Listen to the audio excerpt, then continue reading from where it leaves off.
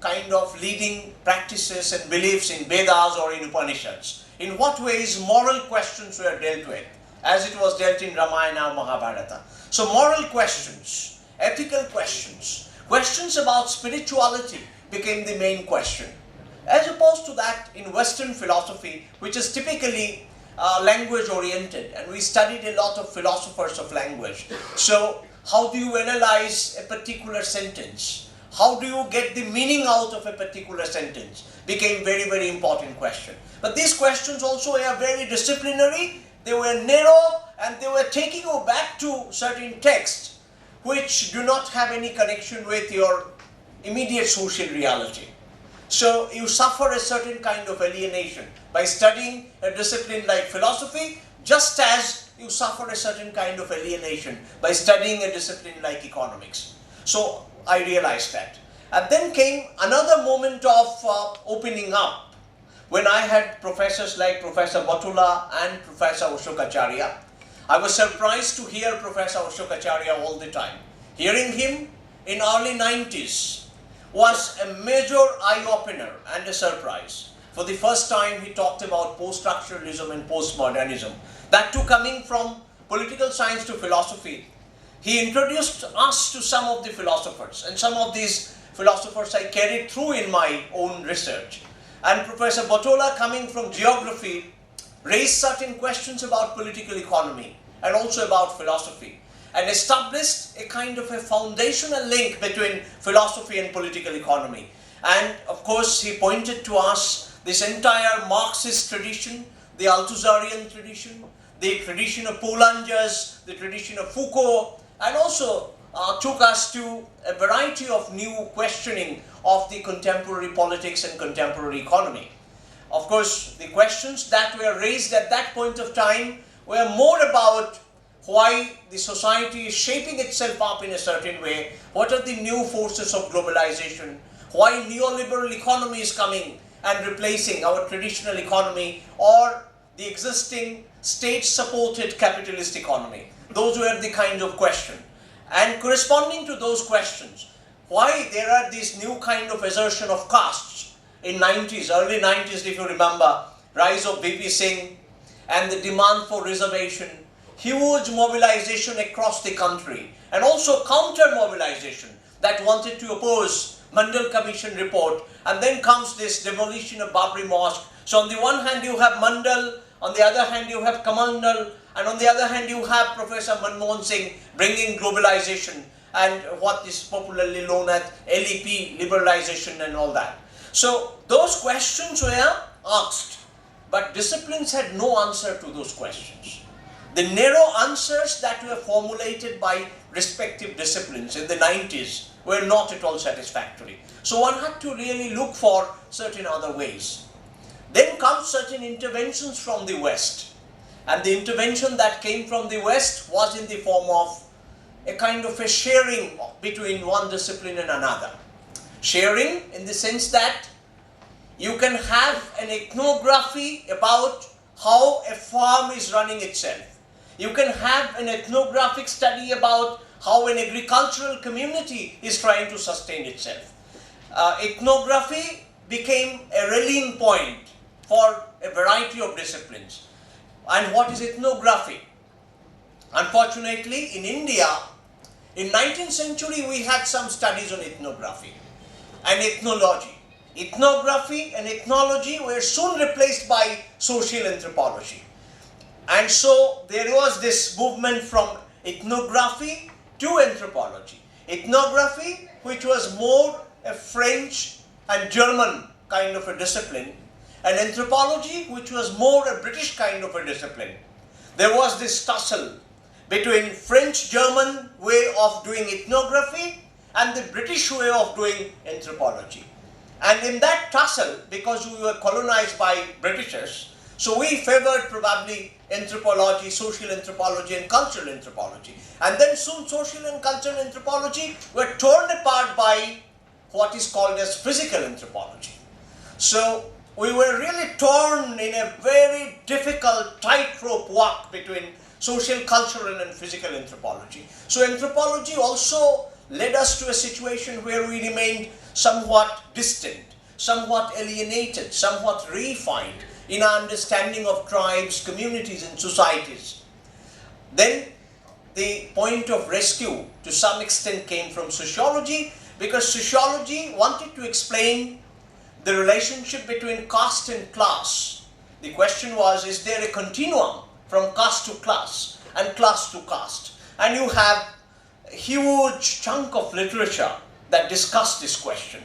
You also had a huge chunk of literature discussing questions about tribes. Largely this literature came from social anthropology and also from physical anthropology.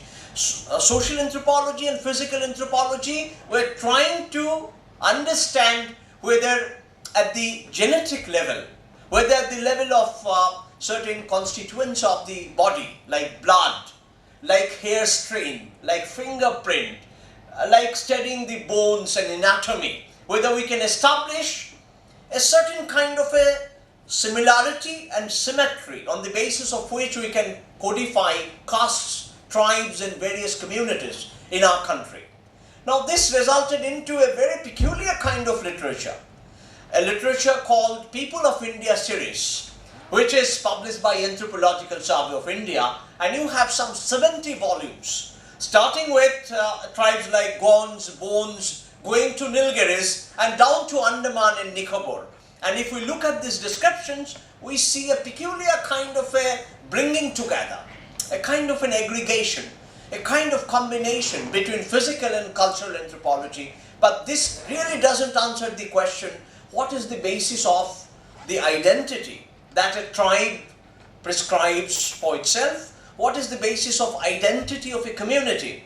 And how that identity translates into a kind of a holistic worldview, in terms of which a community or a tribe or a caste try to exist in the larger multicultural, multi-religious social framework that we have.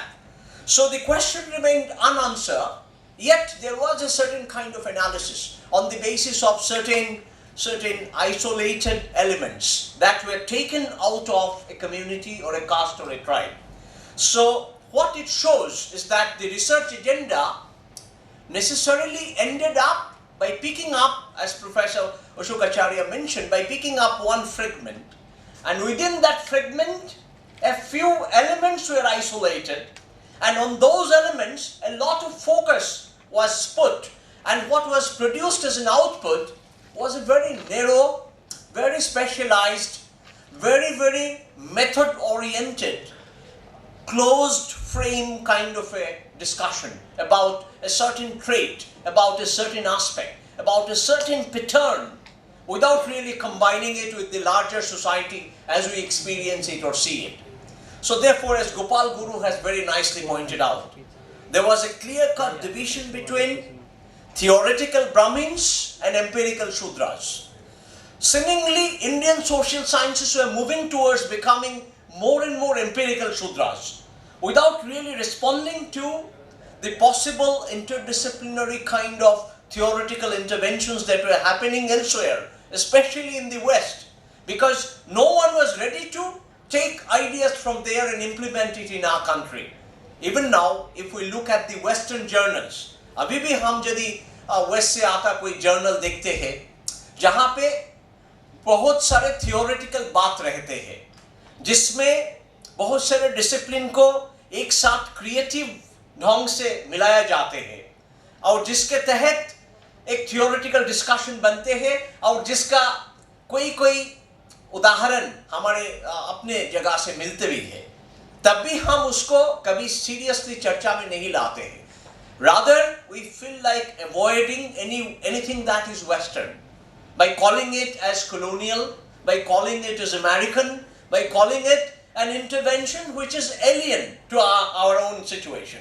But that is really not the case. The case rather is, because we have got fragmented, narrowed down, and we are not able to rise above the narrow limits which we have set for ourselves. Therefore, we are not able to engage ourselves with a kind of broader theoretical vision that is emerging from some of the Western universities. तो इसलिए क्या हुआ, एक तरह हमारे देश की समाज विज्ञान, हमारे देश की ह्यूमैनिटीज, मानविकी विद्या, ये सभी किसी एक दूसरा डायरेक्शन में जाना स्टार्ट कर दिया। ऐसे डायरेक्शन में जाना स्टार्ट कर दिया कि हम कहां पहुंच रहे थे इसके बारे में हमारे कोई चिंता नहीं थे। हम कभी सोचे नहीं हम कहां जा रहे हैं। और उस तरह वेस्टर्न वर्ल्ड में जो थियोरेटिकल फ्यूजन हो रहा था, जहां से बहुत बड़ी बड़ी आइडिया निकल के आए हैं, वही आइडिया के साथ हमारे कोई ताल्लुक, हमारे कोई संपर्क नहीं बना।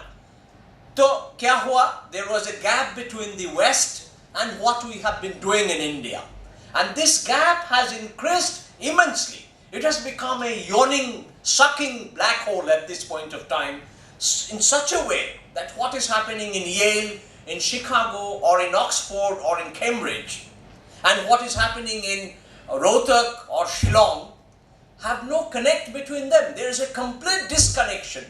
There is a huge gap, and this is a gap of understanding. This is a gap of not being able to cope up with the new kinds of theoretical or empirical research that is coming from the West. Therefore, we have lagged behind tremendously. And at this point of time, I'm sorry to say, if we look at the syllabus which we are studying at the master's level, or the kind of research that we are doing at the doctoral level, those researchers are at least 15-20 years behind what West had done. Now this is very interesting. You can see our Indian journals are publishing works by Western scholars on India. When Western scholars work on India, that is published in journals like Economic and Political Weekly, in journals like Contributions to Sociology. But you won't see hardly any Indian working on Western society whose work is getting published in Western journals or in Indian journals. There is a direct kind of knowledge colonization because of two things: because of the gap that we created, and also because of our inability to rise to a certain standard of research. And that's a major challenge. If we have to break this stalemate, we really need to rework and redefine our own approach to our own discipline and our own methods of investigation in choice of the problem and in articulating the problem in newer modes, which I'm sure all of us can do if we make a sincere attempt. So, Indian academy as a whole is not able to respond to this kind of a challenge. And that is a big challenge for our 21st century India. Now, apart from that, I would like to point out a few more things. Another very interesting issue is a kind of a cross-disciplinary impulse. And we are not able to respond to or accept a cross-disciplinary impulse. For example, in a discipline like literature, there is an application of lot of social theory. समाज विज्ञान के सारा तत्व, जितने तत्व समाज विज्ञान में है, उसके सबसे अच्छा उपयोग साहित्य में, साहित्य शास्त्र में, नंदन और कला शास्त्र में होते हैं। आप देखें किसी भी डिस्कशन, वहीं पे आपको सबसे अच्छा वेस्टर्न थियरी का एप्लीकेशन दिखाई पड़ेगा। लेकिन समाज विज्ञान में आप देखें तो समाज विज्ञान में ह्यूमैनिटीज का, लिटरेचर का, कला का, डांस का, म्यूजिक का इतने ज्यादा एप्लीकेशन आपको दिखाई नहीं पड़ेगा। तो क्या हो रहा है? क्रॉस डिसिप्लिनरी जो इम्पल्स बन सकता था वो नहीं बन पा रहा है। ग्लोबली ये करेक्ट है, इंडिया में तो है ही है। अभी इंडियन एस्थेटिक्स पे आप देखिए, भरत मुनि का रस शास्त्र है हमारे साथ बहुत सारे वेदास का जो प्रक्रिया है गाने का या परफॉर्म करने का, ये सब हमारे साथ है। लेकिन इसका साथ जो वेस्टर्न परफॉर्मेंस का जो बढ़त हुए है, किसी बैले डांस के बारे में सोचिए, वेस्टर्न क्लासिकल म्यूजिक के बारे में सोचिए, ओपेरा म्यूजिक के बारे में सोचिए, या आप रॉक म्यूजिक के बारे में भी सोचिए, जो हम लोग सब कंज्यूम कर रहे हैं। लेकिन हमारे अपने जो पढ़ाई हो रहा है उसके अंदर ना समाज विज्ञान में ना मानविकी शास्त्र में हम इसके कोई एक्सप्लेनेशन, इसके कोई थियोरेटिकल अंडरस्टैंडिंग बना सक रहे हैं। बिल्कुल फेलियर है इस मामले में हम लोग। तो ऐसे बहुत सारी चीज हम सब कंज्यूम कर रहे हैं और we are not even able to understand our own situation either from our point of view or from the Western point of view. इसका मतलब है जो क्रॉस डिसिप्लिनरी पॉसिबिलिटीज हमारे सामने है, बहुत सारे इंस्टीट्यूशनल और गवर्नमेंटल कारण के तहत हम क्रॉस डिसिप्लिनरी इम्पल्स को बिल्कुल कोई काम में लगा नहीं पा रहे हैं। हम जानते हैं कि हमारे रिसर्च आगे चल जाएगा यदि हम पॉलिटिकल थियरी का उपयोग करें। यदि हम पॉलिटिक्स पे काम करते हैं तो हम ये जानते हैं कि हमारे रिसर्च आगे चल जाएगा यदि हम पॉलिटिकल साइकोलॉजी का उपयोग करते हैं। यदि हम फिलॉसफी में है तो हम जानते हैं सोशियोलॉजी का एक थियरी से हमारे रिसर्च बहुत आगे चले जा सकते हैं, लेकिन हम करने के लिए तैयार नहीं है क्योंकि वो करने में कोई प्रोत्साहन नहीं मिलते हैं। फंडिंग का बात तो छोड़ ही दिए, आपका अपना सुपरवाइजर ये सब काम में आपको कोई प्रोत्साहन नहीं देंगे, आपको आगे बढ़ने के लिए नहीं कहेंगे। तो इसमें क्या हो रहा है? There is a certain kind of restriction and prohibition that is imposed on, or that is imposed by a variety of disciplines on themselves, and that is prohibiting any understanding that is coming from another discipline. Now there are some people who talk about cross fertilization, crossing of the boundaries between one discipline and another, but cross fertilization or boundary crossing is not really happening. Now how it can happen? My own understanding is that there are some interdisciplinary disciplines. If we can cultivate some of the interdisciplinary disciplines. For example, political psychology is one discipline which is not studied at all in India, or philosophical psychology for that matter, which is not studied at all. And social theory is another emerging area which is never studied in India. What is studied is political theory or sociological theory or something called critical theory, which is done in literature department.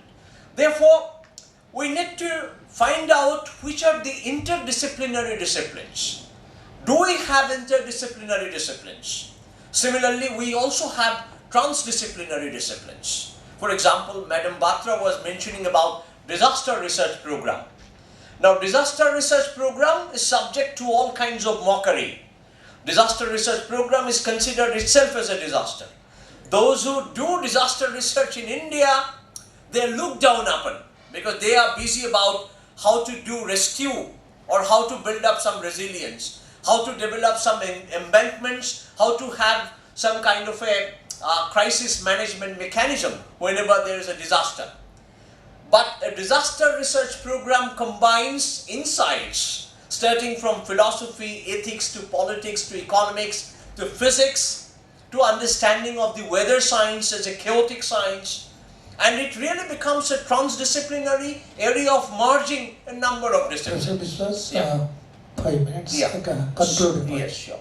So we really don't have a good transdisciplinary research program such as disaster research program. Now, disaster research program is not just about disaster. It is also about understanding the human condition, the existential situation, and within that, how a disaster comes and unfolds itself. But no one addresses this question. Everyone addresses it either from a policy point of view or from the point of view having certain mechanisms which are funded by the state, and academics must join those mechanisms in order to garner some funds. Now, this is a way of dovetailing and tailoring a possible transdisciplinary research program. I'm just giving you the example of disaster research. You can think of a program about health studies. If we have a health studies program, health studies would include mental health, it would include our intellectual health, it would also include the health of the society, health of the democracy as well. So if we have a health studies program, that could be a transdisciplinary program. Similarly, if we have a program like childhood studies or adulthood studies, or a program like reading literature, for example,